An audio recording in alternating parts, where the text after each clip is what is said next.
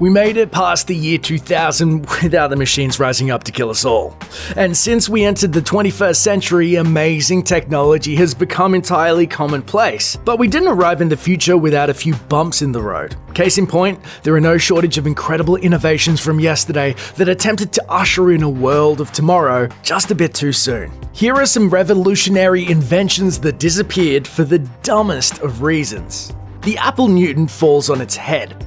In the early 1990s, sci-fi TV shows and movies showcased plenty of fancy future tech, but no one really believed humans would be walking around with pads from Star Trek in 20 years. And yet, today, you can buy a tiny computer that fits in your pocket and connects you with anyone in the entire world, from Walgreens. You know, the place where you buy cream for your weird foot thing. But 17 years before they'd released the iPad, the innovators at Apple made their first attempt at the tablet with the Newton Message Pad. The device featured infrared technology and a whopping 4 megabytes of memory. It also used an early touchscreen with a stylus to transfer handwritten notes directly into useful data, letting users schedule appointments, send faxes, and also reminding them that they were better off using an actual notebook.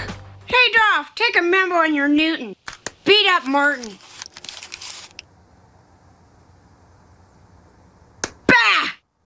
And that was the biggest problem. For a system marketed as being a digital note taker, the handwriting recognition software was straight up busted.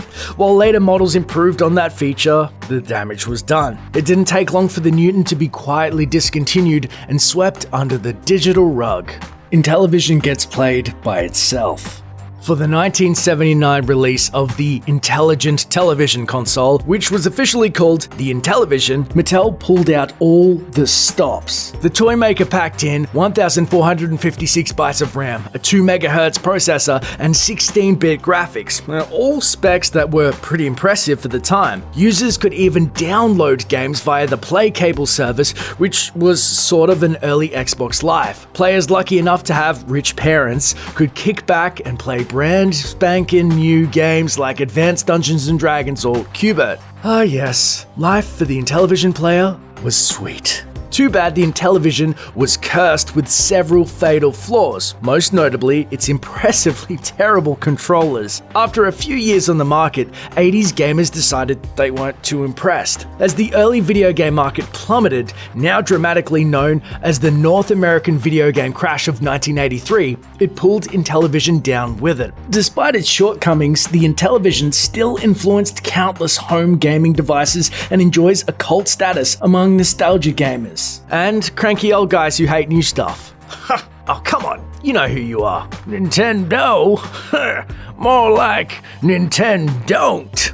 The flight of the Concorde underwhelms. The Concorde was born during an era of flight-based optimism when rockets were headed to the moon and everyone felt a little groovier about supersonic flight. Product of a joint venture between Britain and France, the supersonic commercial airliner first took to the skies in 1969, then ferried its first paying passengers across the sound barrier in 1976. After a 40-year career, the Concorde is gone, having taken its final flight in 2003. But why? Well, catching a lift on the sound barrier breaking jet ran about $7,000, with round trips a bargain rate at $10,000. Reaching those near 1,400 mph cruising speeds also caused wall-rattling sonic booms, which handily succeeded at pissing off every neighbor for at least 100 miles.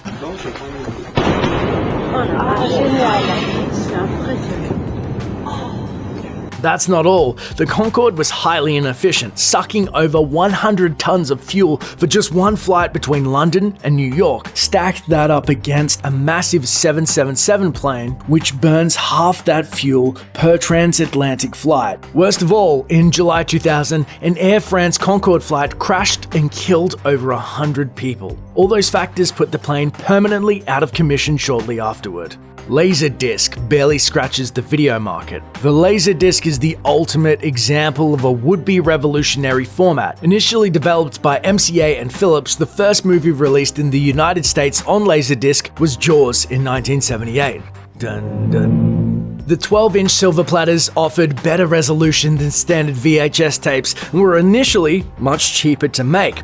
The medium also allowed for precise playback options, giving viewers a crisp fast forward, fast reverse, fairly seamless pauses, and watchable slow-mo options, likely leading to a few conversations starting with, "Son, why does my Basic Instinct disc start to skip when Sharon Stone is about to be interrogated?"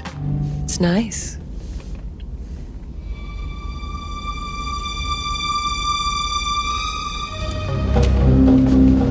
But for all its benefits, LaserDisc did have some serious drawbacks. For one thing, it cost a ton of money just to buy the player. At first, LaserDisc players started at $800 compared to $200 for VCRs at the time. High-end models ran into the thousands, and many movies couldn't fit on a single side, forcing viewers to flip the disc at least once during playback, if not swap out discs entirely.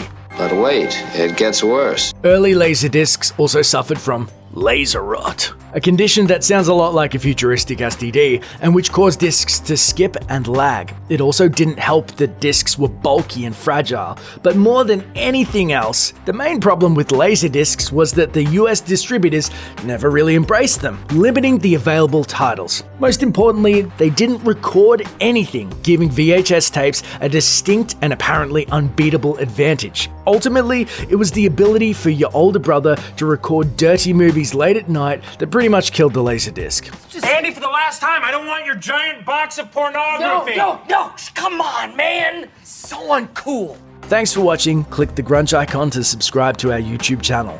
Plus, check out all this other cool stuff we know you'll love too.